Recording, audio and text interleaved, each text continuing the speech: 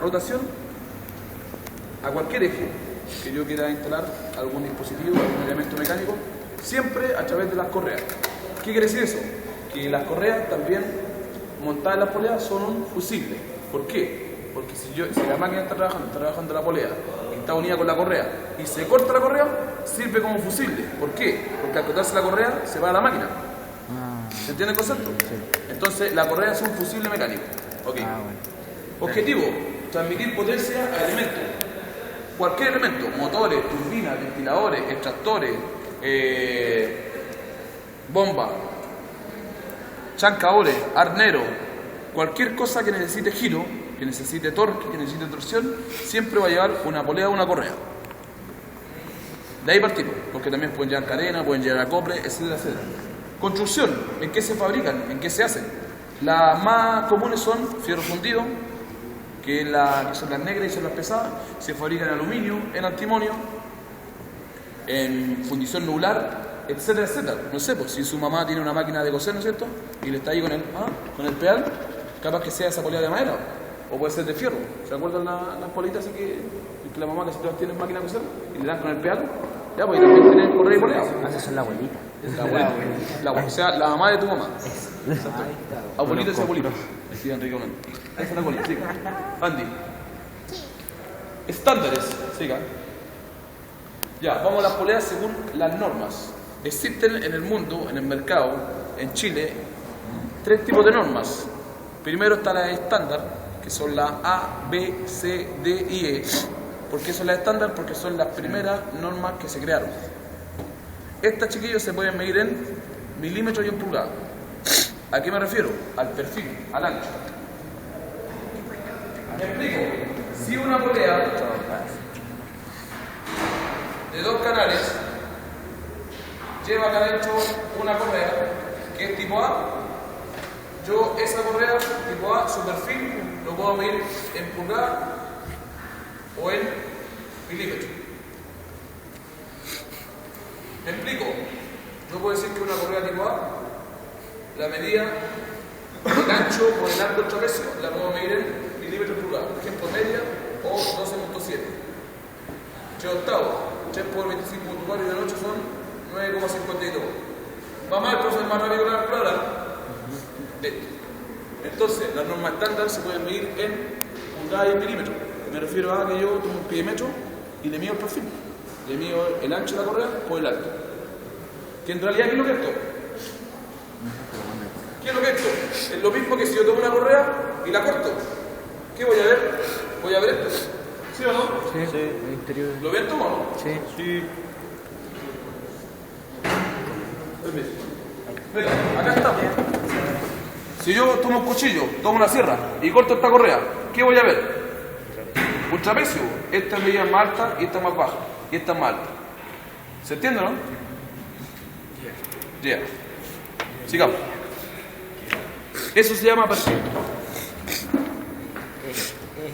Ya, luego que este tipo de sistema estándar se creó en la revolución industrial, cuando se fabricaban todas las máquinas. Cuando vino la revolución industrial en Estados Unidos y se fabricaban los tornos, las fresas, los tanques, se hizo harto armamento. Aunque ustedes no lo crean, cuando hay guerra es cuando más tenemos pena. Porque hay que fabricar herramientas, tanques, blindados, armas, misiles, acá, etcétera, etcétera. Entonces todos los mecánicos, los eléctricos tienen un sinfín de trabajo. Luego de la norma estándar se creó la norma americana, que son los perfiles 3V, 5V y 8V. ¿A qué me refiero con esto? Que si la correa dice 3V y yo esa medida, el ancho por el alto la mido en la polea, significa que es americana, un perfil estrecho. Y luego la norma europea, está el sistema europeo, SPZ, SPA, SPB, SPC. ¿Cuál es la diferencia entre la norma americana y la norma europea? Que obviamente la americana vamos a trabajar en pulgadas y la norma europea en milímetros y la norma estándar en las dos. Entonces, si yo les pregunto mañana en la prueba, saquen el gorro, vamos a los bolsillos, agradezco que lo control, pero se para 9:20. Si yo les pregunto mañana en la prueba, ¿cuál es la diferencia entre la norma estándar y la norma americana? ¿Qué me van a decir? La americana es pulgada y la europea es milímetro. Y la estándar en las dos. Esto, chiquillos, para ustedes no es nada del otro mundo. Porque si yo, esto yo se lo mandé a investigar. Solamente para el que hizo el trabajo y no se preocupó de hacer un copy-paste y se demoró 20 minutos y le hizo corta y leyó y no entendió nada. Esto para el que sí realmente hizo el trabajo con conciencia, porque obviamente va a entrar la prueba. Con esto estoy repasando lo que ustedes hicieron y lo que leyeron. Sigamos. Andy, por favor. Vamos a los tipos de polea según su configuración. Hay muchos. Yo solamente elegí los más importantes para este PowerPoint. Otro más. Para que ustedes pudieran dimensionar y conocer qué tipo de polea hay. Por ejemplo, existen las poleas con canales y que tienen masa. Esta parte que está acá es donde va el prisionero.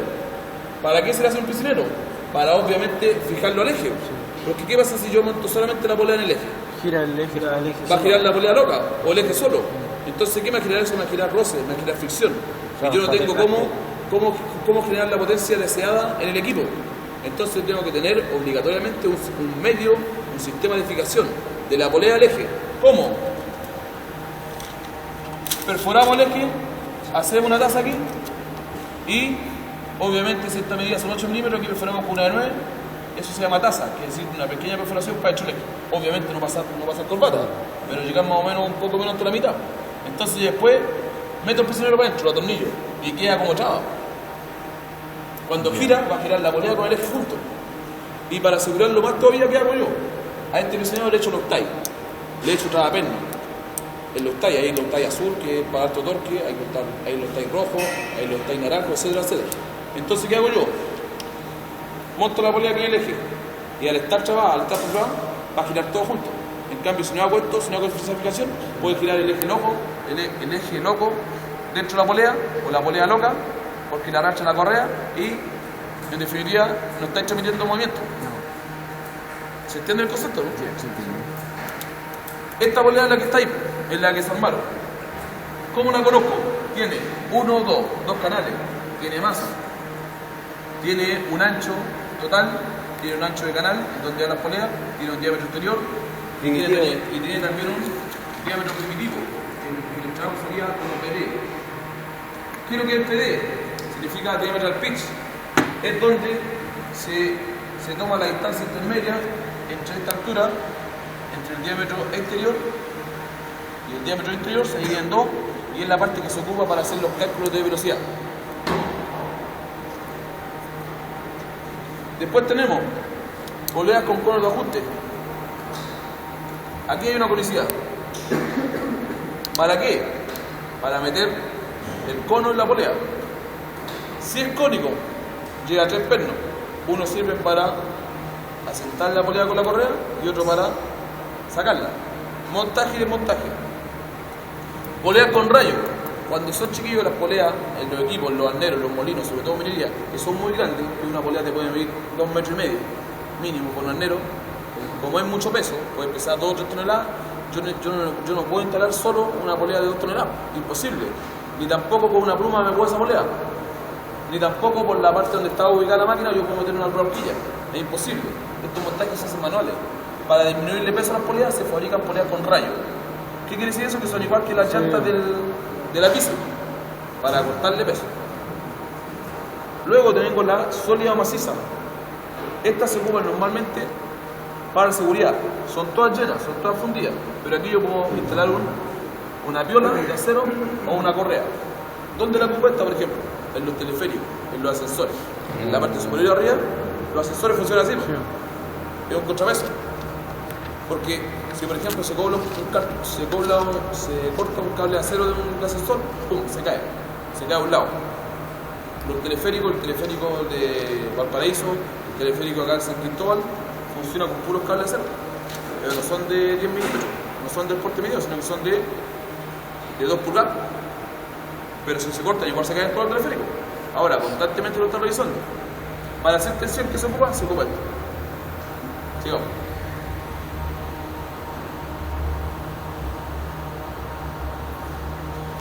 Otros tipos más de polea, 4 más. Por ejemplo, la escalonada. Andy, en la máquina que desarmaste, ¿dónde veían estas poleas? En el taladro, ¿no es cierto? Ahora, ustedes miran, profe, ¿y por qué tiene tantos canales? Mira, una correa, 2, 3, 4, 5. El piñón de la bicicleta. Si yo juego con los diámetros, ¿qué logro?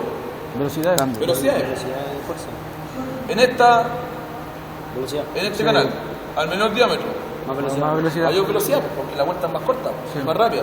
En este diámetro, Más fuerza. más fuerza Más lento. y menos velocidad. Entonces, si yo tengo un taladro y voy a perforar con una broca de 30 milímetros, ¿cuál canal elijo? La última. La Este, ¿no es más... cierto? Porque si le pongo la velocidad alta, no va a perforar, se me va a quemar la broca. Se va a quemar. En cambio, si voy a perforar con una broca de 5 milímetros, ¿cuál canal ocupo? La más chica. Más rápido. Chiquitito, porque necesito velocidad. ¿Se dan cuenta del Ya. concepto? Estas son las poleas variadoras. Las poleas variadoras, ¿dónde van? Por ejemplo, si alguien tiene moto acá, una scooter, van en los centrífugos. Se llaman poleas centrífugas. ¿Por qué? Porque esto, al tener un magneto dentro, que es un imán, esto hace que internamente la polea se abra. Y al abrirse, la correa baja. ¿Qué quiere decir cuando baja? Que toma el canal más abajo. Y al disminuir el diámetro, aumenta la velocidad. O sea, las scooters tienen un magneto. Atrás, la rueda trasera tienen le llaman un centrífugo. Se ocupan para eso, para aumentar la velocidad. Cualquier torno, cualquier fresa que necesite aumentar la velocidad sin cambio de correa, ocupa estas poleas variadoras. Resulta.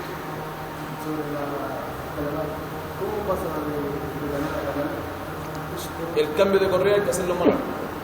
Sí. Y siempre se va tensando. En este caso, tú ocuparías llegar 1, 2, 3, 4, 5 correas.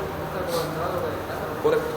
Ahora, tú podés también tener una correa, pero la ocupáis en esta, tenía una velocidad alta. Después decís ya, hice una perforación piloto de 6 milímetros, listo, ahora puedo perforar con una de 12. Llegáis, destensáis las correas y la instaláis en la otra posición. Sí, porque en definitiva tú vas regulando, vas instalando la correa según la velocidad que tú necesitáis. Catalina volante, estas son las que le decía anteriormente. Mira, aquí ancho esta parte redonda. Entonces ahí perfectamente podemos instalar una piola de acero, un cable de acero. Catalina volante, estas son las que ocupan los teleféricos, los ascensores. Pero también son de fierro y son de aluminio. Especiales, cuando hablamos de especiales, es que acá pueden llevar un cono de ajuste. Y eso que está acá es los pernos que llevan, de amarre o de sujeción. Si ustedes se dan cuenta, chiquillos, acá hay un pequeño cono. ¿Para qué se ocupa el cono? Para montaje y desmontaje. Dos canales.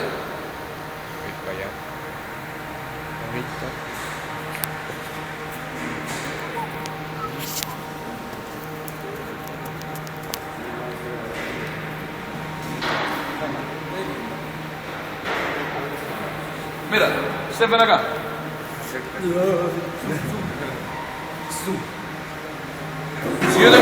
Si yo tengo acá un perno y tengo acá un cono que pueden ser 2 a 3 grados.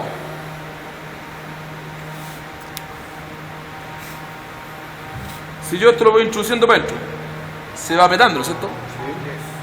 Ahora, casi todos los conos o bushings son partidos. ¿Qué quiere decir eso? Que la parte del eje donde va instalado viene abierta. ¿Para qué?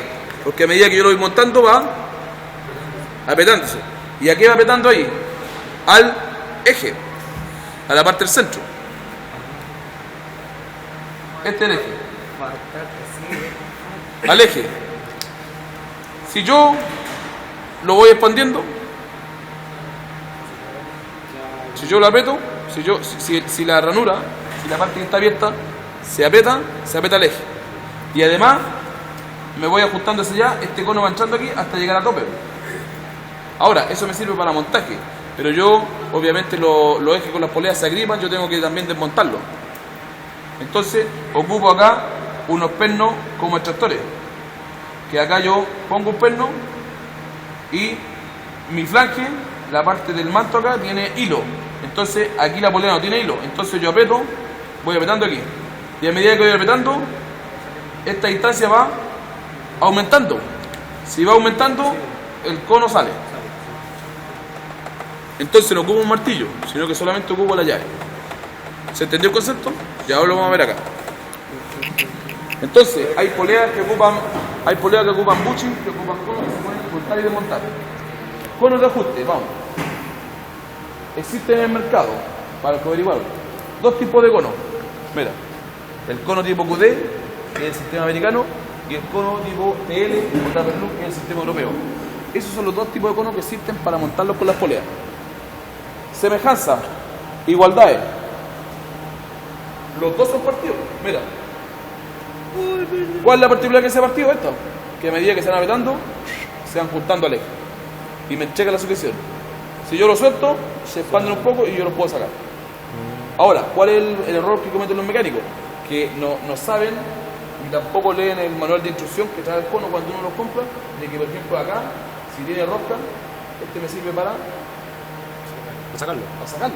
Y este acá no tiene muestra, pero la parte de la polea tiene cono, me sirve para montarlo. Lo mismo acá, mira, 1, 2, 3, 4, 5, 6, deberían llevar 6 perforaciones en total. ¿Qué quiere decir eso? Que esa y la de acá, que no se ve, es pasante, o sea, es perforante. Por ahí entra el perno nomás. Ese me sirve para desmontaje. Porque si acá está perforada y yo paso un perno con hilo acá y la polea está por el otro lado, pasa, mira, acá está la polea, está el cono, pasa acá la perforación y yo a medida que voy atornillando, la voy sacando porque se va separando.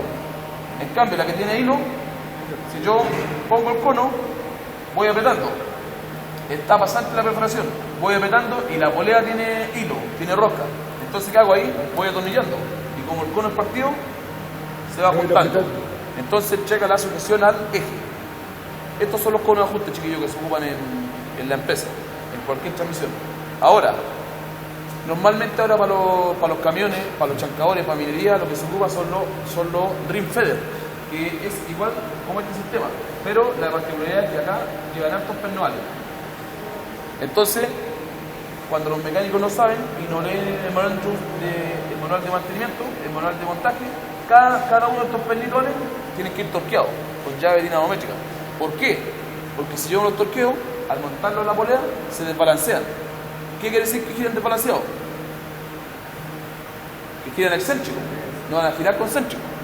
Si ustedes se fijan en la llanta de cualquier camión, de cualquier vehículo, de cualquier maquinaria, llegan como unos pequeños plomitos, que son como unos pesos. Eso no es para que la llanta sea mejor, todo lo contrario. Cada cosa mecánica se justifica, eso es para que quede balanceada. ¿Qué es lo que es balanceada? Que gire concéntrica. Ustedes se dieron cuenta la semana pasada cuando vimos con el reloj comparador los motores. ¿Qué pasa si hay una variación de 15 centésimos? ¿Qué pasa si hay una de 30? Todo eso se traspasa a la polea. Y de la polea se traspasa a la correa. Entonces la correa está así, pues llega un momento que si son altas correas, ¡pum!, se saltan.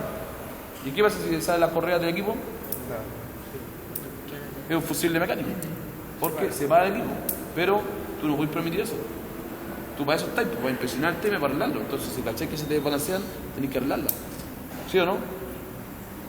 Ya, ¿entendió el concepto de los conos? Sigamos.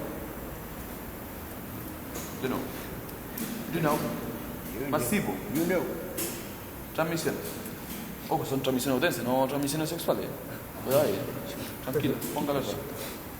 Chiquillos, existen principalmente, que son las que vamos a ver en el ramo, las más importantes, y las vamos a trabajar a fondo, 4 tipos de transmisiones. Primero, que es la que estamos estudiando como primer tema, y es la que entra en la primera prueba, Correa. transmisión por correa. Siempre son pares. Correa-polea, va de la mano. Correa-polea. Después tenemos transmisión por cadena, que es lo que tenemos que comenzar a ver la otra semana, después de la prueba. Cadena-piñón, o sprocket, o piñón-cadena. Siempre un par. Una es la, en este caso el sprocket, el que tiene dientes, y la cadena es la que... Con una bici. Correa. La polea, ¿no es cierto? Y va a amarrar con una correa. ¿Qué pasa si en estos dos sistemas no existían ni las cadenas ni las correas? ¿Se podría generar movimiento? No. No hay transmisión. Imposible. Imposible porque no tenía arrastre. Tenemos también las transmisiones por engranajes. Por ejemplo, el portón. Si alguien tiene en su casa portón de correa, mira, esa es la cremallera, esa es la que se fija el portón, y aquí se pone en esta parte aquí el piñón de ataque. Entonces, como el eje gira y la correa está con el portón va abriendo. Entonces, ese piñón, ¿dónde va? Obviamente en un reductor. son los que venden el home center, ¿se acuerdan? Ya, y sale que vale como gamba 60. Entonces, ¿qué hace el eléctrico? Lo instala y el soldador lo único que tiene que hacer es soldar la cremallera al portón. Oye, ven, la tele está acá. Está grabando por atrás. Ah, ya, A lo guruguru. ¿Estamos, no? Entonces, ¿dónde yo me ocupo esto? ¿Cuál? En los autos. Perfecto, muy bien. Yo estoy trabajando, estoy doblando con mi vehículo, tengo el volante acá. Debajo del volante hay una barra, esa se llama brazo Pitman. Y ese brazo Pitman llega a la dirección.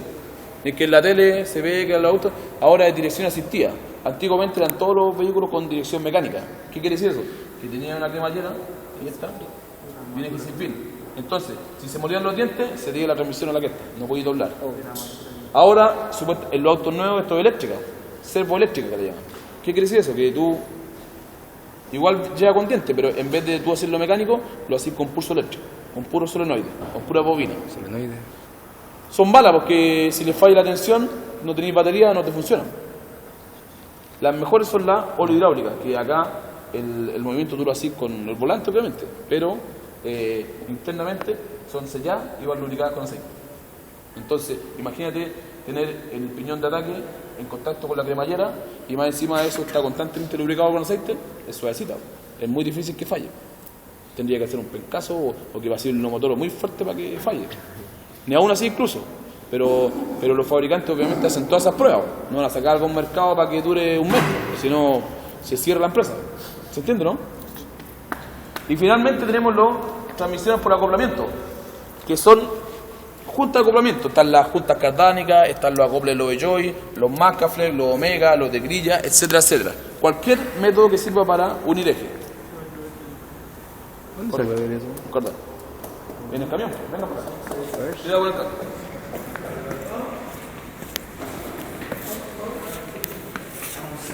¿Esa? Por ejemplo, acá, chiquillos, esta es una junta cardánica. Mira, ¿qué estoy haciendo yo aquí? Estoy uniendo el eje el que va para el diferencial, el cardán, con el eje que viene de la caja de cambio, de allá. Entonces, este es un eje y este otro eje, independiente que este sea tubular o hueco, sin ofender a nadie. Y acá tengo otro. Entonces acá, esto es lo que se llama la cruceta. Aquí tengo una, aquí tengo otra, y aquí tengo una y tengo otra. Mira, estos son autolubricables. Mira, ahí está la grasera para lubricarla. ¿Cómo se desarma esta? Se le mete aquí un alicate, se le saca este seguro y ¡pum! Se le pega abajo, al dado, que se llama. Y ahí yo las puedo botar. Antiguamente, chiquillos, en los camiones tú se te cae esta, y es un conchazo, te volcáis el tiro. ¿Por qué? Sí, porque imagínate esto girando y se corta esto. Vaya 80 km por hora, esta lanza, pum, se cae para el suelo. Entonces, ¿qué hace? Te levanta el Esta Antiguamente casi todos los feriantes que tenían C10, C30, Mercedes-Benz, etcétera, esto lo amarraban con cadena. ¿Por qué? Porque si esto se te cae, la cadena por lo menos resiste que esto no pega al suelo. Pero si esto se cae directo al suelo, te levanta todo el poto. Ahora, esta es una medida de seguridad. A lo mejor con movimiento y con giro, está aquí, por ejemplo, en cuarta, a 4000 RPM, capaz que te resista esto, pero aquí, mire, igual esto es pesado. Yo no me lo puedo con una sola mano. Creo que esta cuestión es terrible insegura. Bastante. Aquí yo le pondría una cadena. Sí. Ahí tengo una junta cardánica y ahí tengo otra. Esa está la salida de la caja de cambio. ¿Ya? Entonces, ¿qué es lo que son las juntas cardánicas, los acoplamientos? Son unión de ejes, porque aquí tengo un eje de 80, por ejemplo, y este mide 60. Entonces, ¿qué estoy haciendo yo? Uniendo ejes, porque obviamente yo no puedo trabajar con ejes tan largos. ¿Se entiende el concepto? Ya, sigamos.